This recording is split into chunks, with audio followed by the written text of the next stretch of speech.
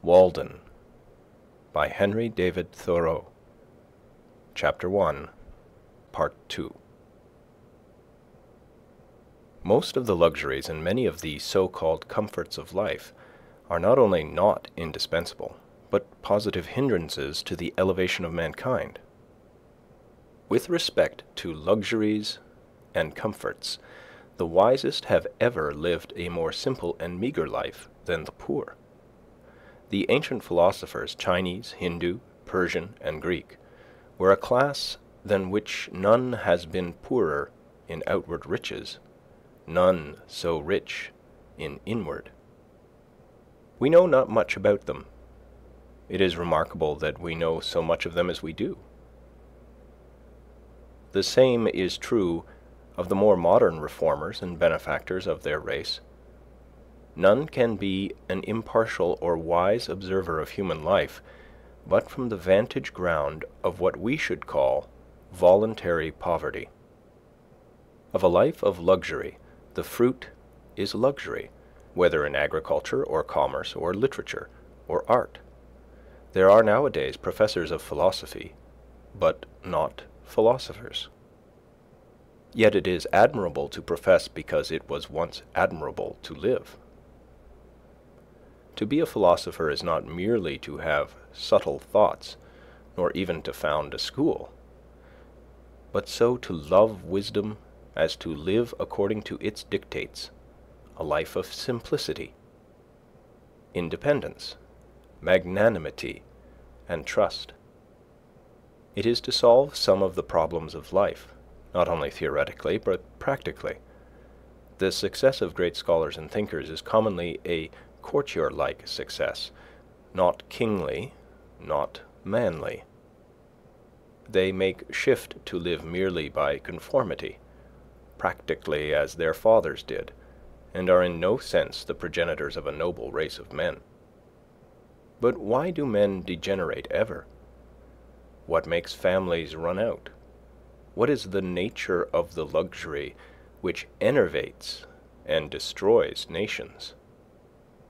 Are we sure that there is none of it in our own lives? The philosopher is in advance of his age, even in the outward form of his life. He is not fed, sheltered, clothed, warmed, like his contemporaries. How can a man be a philosopher and not maintain his vital heat by better methods than other men?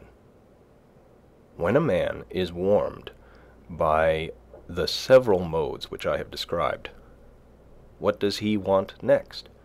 Surely not more warmth of the same kind, as more and richer food, larger and more splendid houses, finer and more abundant clothing, more numerous, incessant, and hotter fires, and the like. When he has obtained those things which are necessary to life, there is another alternative than to obtain the superfluities, and that is to adventure on life now, his vacation from humbler toil having commenced. The soil, it appears, is suited to the seed, for it has sent its radicle downward, and it may now send its shoot upward also with confidence. Why has man rooted himself thus firmly in the earth, but that he may rise in the same proportion into the heavens above? For the nobler plants are valued for the fruit they bear at last in the air and light, far from the ground, and are not treated like the humbler esculents, which, though they may be biennials, and cultivated only till they have perfected their root, and often cut down at top for this purpose, so that most would not know them in their flowering season. I do not mean to prescribe rules to strong and valiant natures, who will mind their own affairs, whether in heaven or hell, and perchance build more magnificently and spend more lavishly than the richest, without ever impoverishing themselves, not knowing how they live, if indeed there are any such as has been dreamed, nor to those who find their encouragement and inspiration in precisely the present condition of things, and cherish it with the fondness and enthusiasm of lovers. And, to some extent, I reckon myself in this number. I do not speak to those who are well employed, in whatever circumstances, and they know whether they are well employed or not, but mainly to the mass of men who are discontented, and idly complaining of the hardness of their lot, or of the times, when they might improve them. There are some who complain most energetically and inconsolably of any,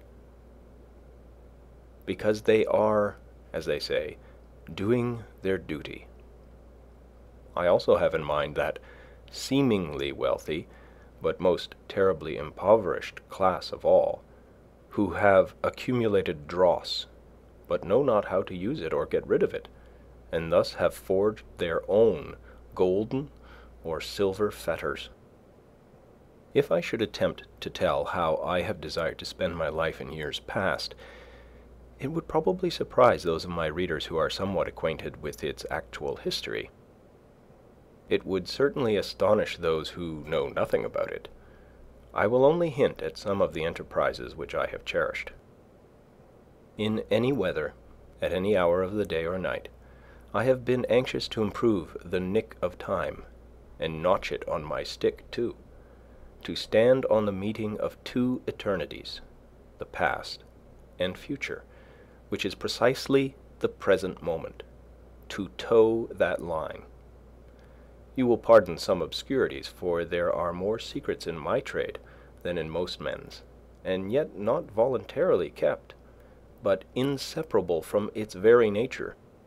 I would gladly tell all that I know about it, and never paint no admittance on my gate. I long ago lost a hound, a bay horse, and a turtle dove, and am still on their trail. Many are the travelers I have spoken concerning them, describing their tracks and what calls they answered to. I have met one or two who had heard the hound and the tramp of the horse, and even seen the dove disappear behind a cloud, and they seemed as anxious to recover them as if they had lost them themselves. To anticipate, not the sunrise and the dawn merely, but if possible, nature herself. How many mornings, summer and winter, before yet any neighbor was stirring about his business, have I been about mine? No doubt many of my townsmen have met me returning from this enterprise, farmers starting for Boston in the twilight, or wood choppers going to their work. It is true, I never assisted the sun materially in his rising, but doubt not it was of the last importance only to be present at it. So many autumn days and winter days spent outside the town, trying to hear what was in the wind, to hear and carry it express. I well nigh sunk all my capital in it, and lost my own breath into the bargain, running in the face of it. If it had concerned either of the political parties, depend upon it, it would have appeared in the Gazette with the earliest intelligence. At other times, watching from the observatory of some cliff or tree to telegraph any new arrival, or waiting at evening on the hilltops for the sky to fall, that I might catch something, though I never caught much, and that, manna-wise, would dissolve again in the sun. For a long time I was reporter to a journal, of no very wide circulation, whose editor has never yet seen fit to print the bulk of my contributions, and, as is too common with writers, I got only my labor for my pains. However, in this case my pains were their own reward. For many years I was self-appointed inspector of snowstorms and rainstorms, and did my duty faithfully, surveyor, if not of highways, then of forest paths, and all across lot routes, keeping them open, and ravines bridged and passable at all seasons, where the public heel had testified to their utility. I have looked after the wild stock of the town, which give a faithful herdsman a good deal of trouble by leaping fences, and I have had an eye to the unfrequented nooks and corners of the farm, though I did not always know whether Jonas or Solomon worked in a particular field today. That was none of my business. I have watered the red huckleberry, the sand cherry and the nettle tree, the red pine and the black ash, the white grape and the yellow violet, which might have withered else in dry seasons.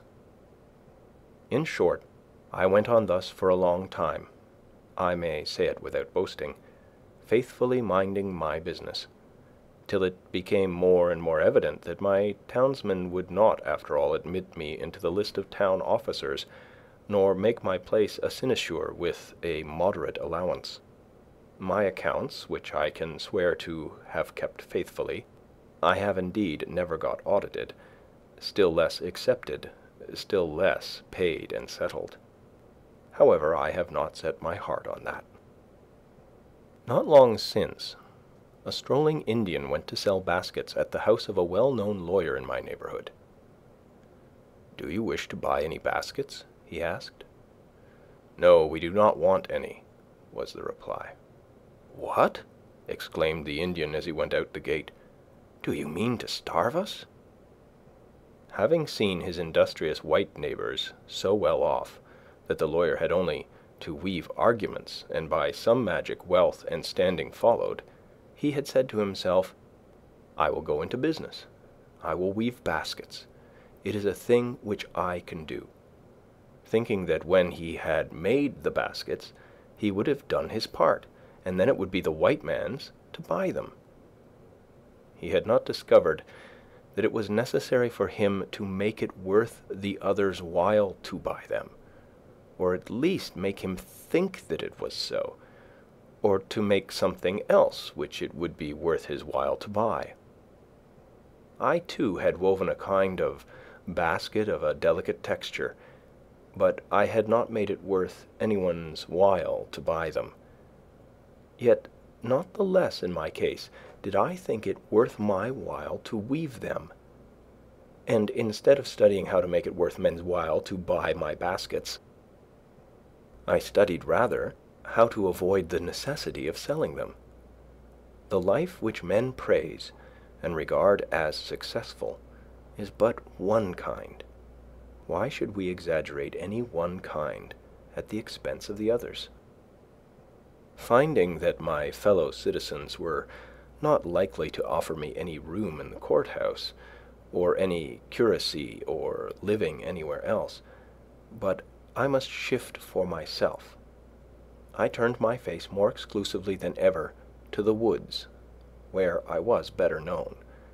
I determined to go into business at once, and not wait to acquire the usual capital, using such slender means as I had already got.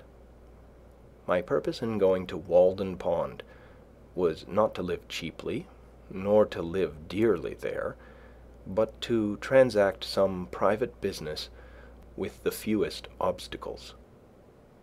To be hindered from accomplishing which for want of a little common sense, a little enterprise and business talent, appeared not so sad as foolish. I have always endeavored to acquire strict business habits. They are indispensable to every man. If your trade is with the celestial empire, then some small counting-house on the coast, in some Salem harbor, will be fixture enough. You will export such articles as the country affords, purely native products, much ice and pine timber and a little granite, always in native bottoms. These will be good ventures. To oversee all the details yourself in person, to be at once pilot and captain and owner and underwriter, to buy and sell and keep the accounts, to read every letter received and write or read every letter sent, to superintend the discharge of imports night and day, to be upon many parts of the coast almost at the same time. Often the richest freight will be discharged upon a Jersey shore, to be your own telegraph, unweariedly sweeping the horizon, speaking all passing vessels bound coastwise, to keep up a steady dispatch of commodities for the supply of such a distant and exorbitant market, to keep yourself informed of the state of the markets, prospects of war and peace everywhere, and anticipate the tendencies of trade and civilization, taking advantage of the results of all exploring expeditions, using new passages and all improvements in navigation, charts to be studied, the position of reefs, and new lights and buoys to be ascertained, and ever the logarithmic tables to be corrected, for by the error of some calculator the vessel often splits upon a rock that should have reached a friendly pier. There is the untold fate of La Prousse, universal science to be kept pace with, studying the lives of all great discoverers and navigators, great adventurers and merchants, from Hanno and the Phoenicians down to our day. In fine, account of stock to be taken from time to know how you stand. It is a labor to task the faculties of a man. Such problems of profit and loss, of interest, of tare and tret, and gauging of all kinds in it, as demand a universal knowledge. I have thought that Walden Pond would be a good place for business. Not solely on account of the railroad and the ice trade. It offers advantages which it may not be good policy to divulge. It is a good port and a good foundation. No Neva marshes to be filled, though you must everywhere build on piles of your own driving. It is said that a flood tide, with a westerly wind, and ice in the Neva, would sweep St. Petersburg from the face of the earth. As this business was to be entered into without the usual capital, it may not be easy to conjecture where those means, that will still be indispensable to every such undertaking, were to be obtained. As for clothing, to come at once to the practical part of the question, perhaps we are led oftener by the love of novelty and a regard for the opinions of men in procuring it, than by a true utility. Let him who has work to do recollect that the object of clothing is, first, to retain the vital heat, and secondly, in this state of society, to cover nakedness, and he may judge how much of any necessary or important work may be accomplished without adding to his wardrobe. Kings and queens who wear a suit but once, though made by some tailor or dressmaker to their majesties, cannot know the comfort of wearing a suit that fits. They are no better than wooden horses to hang the clean clothes on. Every day our garments become more assimilated to ourselves, receiving the impress of the wearer's character, until we hesitate to lay them aside without such delay and medical appliances and some such solemnity even as our bodies. No man ever stood the lower in my estimation for having a patch in his clothes, yet I am sure that there is greater anxiety commonly to have fashionable, or at least clean and unpatched clothes, than to have a sound conscience. But even if the rent is not mended, perhaps the worst vice betrayed is improvidence. I sometimes try my acquaintances by such tests as this. Who could wear a patch, or 2 extra seams only, over the knee? Most behave as if they believed that their prospects for life would be ruined if they should do it. It would be easier for them to hobble to town with a broken leg than with a broken pantaloon. Often, if an accident happens to a gentleman's legs, they can be mended. But if a similar accident happens to the legs of his pantaloons, there is no help for it, for he considers not what is truly respectable, but what is respected. We know but few men, a great many coats and breeches. Dress a scarecrow in your latest shift, you standing shiftless by, who would not soonest salute the scarecrow?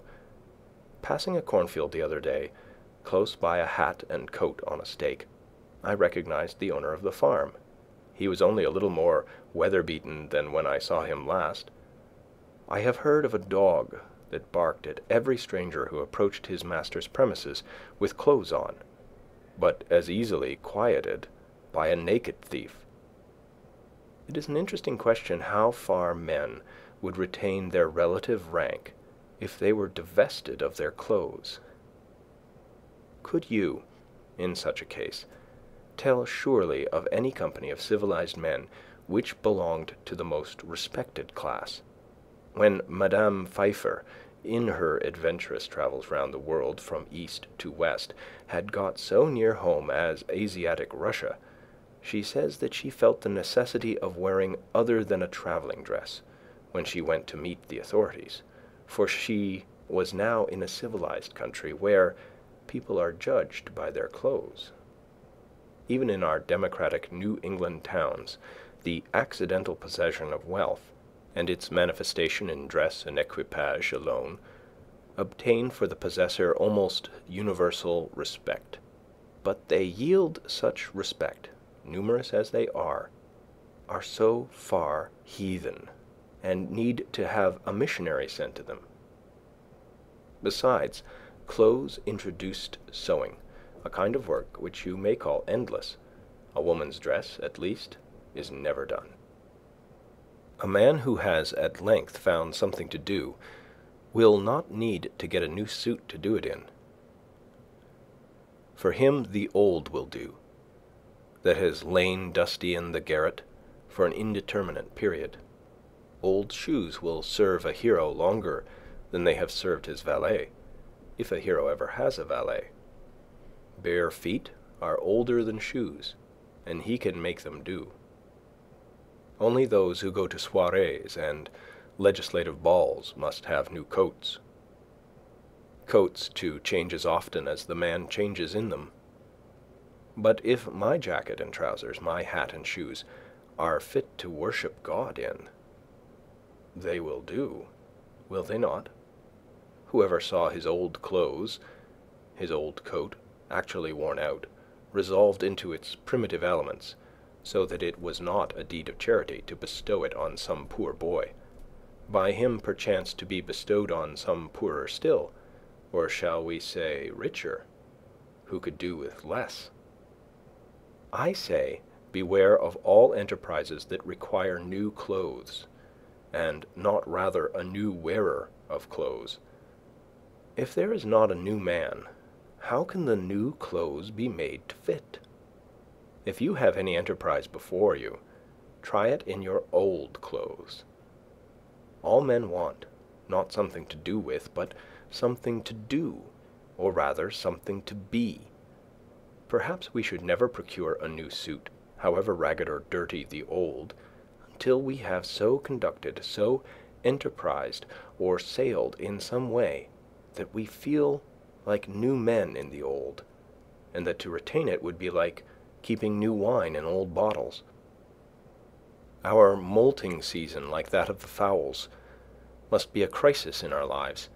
The loon retires to solitary ponds to spend it. Thus also the snake casts its slough, and the caterpillar its wormy coat, by an internal industry and expansion. For clothes are but our outmost cuticle and mortal coil. Otherwise we shall be found sailing under false colors, and be inevitably cashiered at last by our own opinion, as well as that of mankind.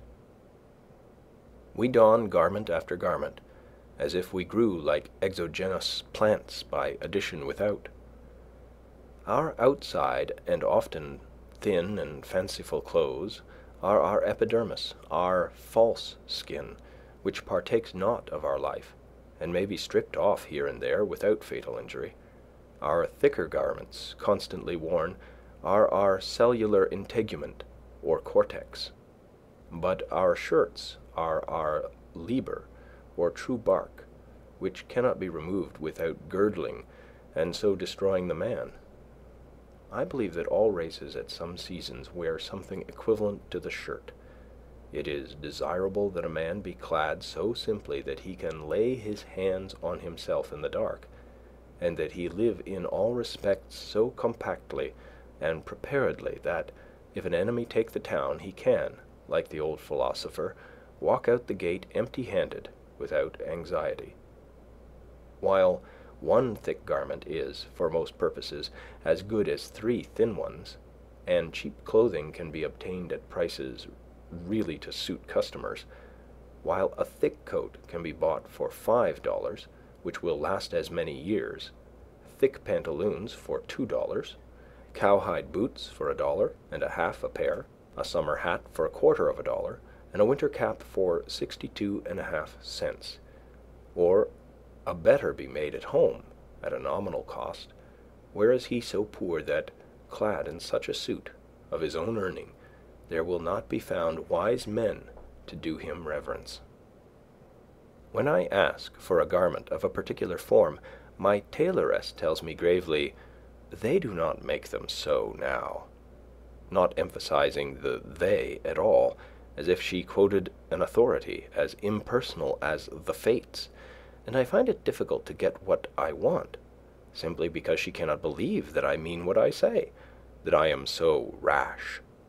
When I hear this oracular sentence, I am for a moment absorbed in thought, emphasizing to myself each word separately that I may come at the meaning of it, that I may find out by what degree of consanguinity they are related to me, and what authority they may have in an affair which affects me so nearly. And finally, I am inclined to answer her with equal mystery, and without any more emphasis of the they.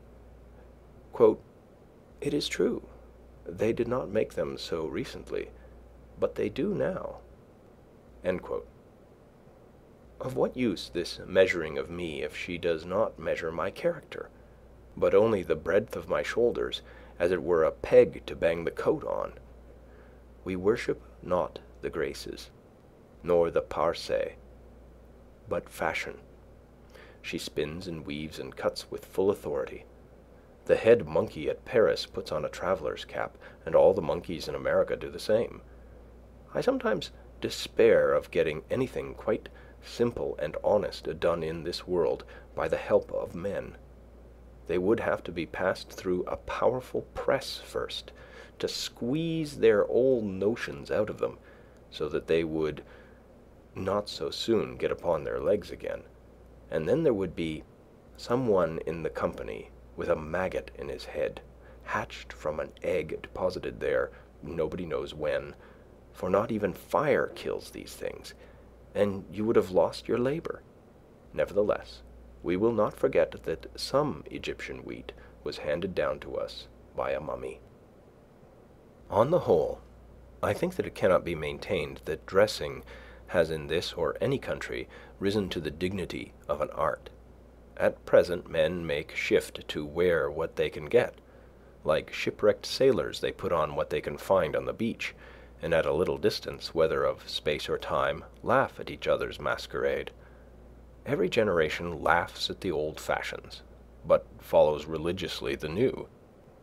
We are amused at beholding the costume of Henry VIII or Queen Elizabeth, as much as if it was that of the king and queen of the Cannibal Islands. All costume off a man is pitiful or grotesque. It is only the serious eye peering from and the sincere life passed within it which restrain laughter and consecrate the costume of any people. Let Harlequin be taken with a fit of the colic, and his trappings will have to serve that mood too. When the soldier is hit by a cannonball, rags are as becoming as purple. The childish and savage taste of men and women for new patterns keeps how many shaking and squinting through kaleidoscopes that they may discover the particular figure which this generation requires today. The manufacturers have learned that this taste is merely whimsical. Of two patterns which differ only by a few threads more or less of a particular color, the one will be sold readily, the other lie on the shelf, though it frequently happens that after the lapse of a season the latter becomes the more fashionable. Comparatively, tattooing is not the hideous custom which it is called. It is not barbarous merely because the printing is skin deep and unalterable. I cannot believe that our factory system is the best mode by which men may get clothing. The condition of the operatives is becoming every day more like that of the English, and it cannot be wondered at, since, as far as I have heard or observed, the principal object is, not that mankind may be well and honestly clad, but unquestionably that corporations may be enriched. In the long run, men hit only what they aim at. Therefore, though they should fail immediately, they had better aim at something high. As for a shelter, I will not deny that this is now a necessary of life, though there are instances of men having done without it for long periods in colder countries than this. Samuel Lang says that, quote, "The Laplander in his skin dress, and in a skin bag which he puts over his head and shoulders, will sleep night after night on the snow, in a degree of cold which would extinguish the life of one exposed to it in any woolen clothing." End quote. He had seen them asleep thus, yet he adds, quote, "They are not hardier than other people." End quote.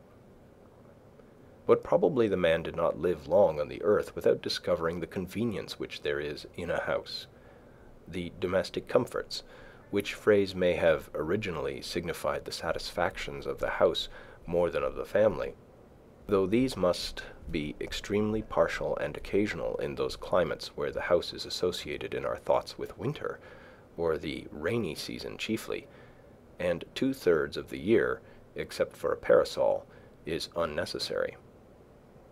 In our climate, in the summer, it was formerly almost solely a covering at night.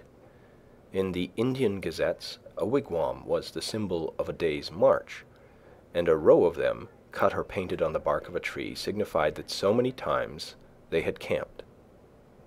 Man was not made so large-limbed and robust, but that he must seek to narrow his world and wall in a space such as fitted him. He was at first bare and out of doors, but though this was pleasant enough in serene and warm weather, by daylight, the rainy season and the winter, to say nothing of the torrid sun, would perhaps have nipped his race in the bud if he had not made haste to clothe himself with the shelter of a house. Adam and Eve, according to the fable, wore the bower before other clothes. Man wanted a home, a place of warmth or comfort, first of warmth, then the warmth of the affections. We may imagine a time when, in the infancy of the human race, some enterprising mortal crept into a hollow in a rock for shelter. Every child begins the world again to some extent, and loves to stay outdoors even in wet and cold. It plays house as well as horse, having an instinct for it. Who does not remember the interest with which, when young, he looked at shelving rocks or any approach to a cave? It was the natural yearning of that portion, any portion of our most primitive ancestor which still survived in us. From the cave we have advanced to roofs of palm leaves, of bark and boughs, of linen woven and stretched, of grass and straw, of boards and shingles, of stones and tiles. At last we know not what it is to live in the open air, and our lives are domestic in more senses than we think. From the hearth the field is a great distance. It would be well, perhaps, if we were to spend more of our days and nights without any obstruction between us and the celestial bodies, if the poet did not speak so much from under a roof, or the saint dwell there so long. Birds do not sing in caves, nor do doves cherish their innocence in dovecots.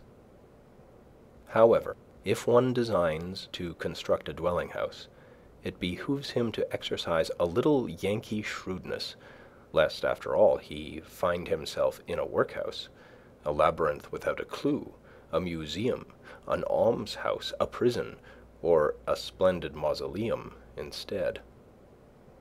Consider first how slight a shelter is absolutely necessary.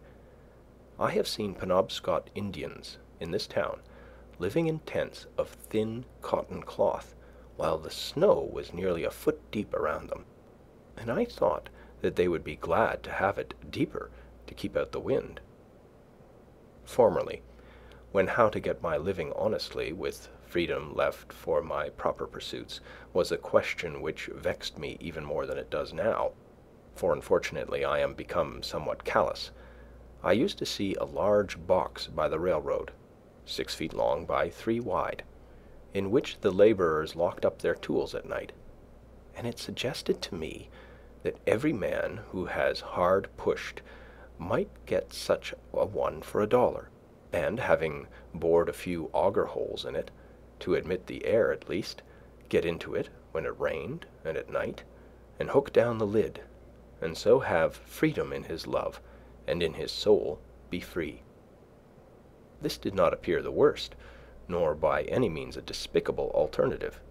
You could sit up as late as you pleased, and whenever you got up, go abroad without any landlord or house lord dogging you for rent. Many a man is harassed to death to pay the rent of a larger and more luxurious box, who would not have frozen to death in such a box as this. I am far from jesting. Economy is a subject which admits of being treated with levity, but I cannot so be disposed of. A comfortable house for a rude and hardy race that lived mostly out of doors was once made here almost entirely of such materials as nature furnished ready to their hands. Gookin, who was superintendent of the Indians, subject to the Massachusetts colony, writing in 1674, says, quote, "The best of their houses are covered very neatly, tight and warm, with barks of trees, slipped from their bodies at those seasons when the sap is up, and made into great flakes, with pressure of weighty timber, when they are green.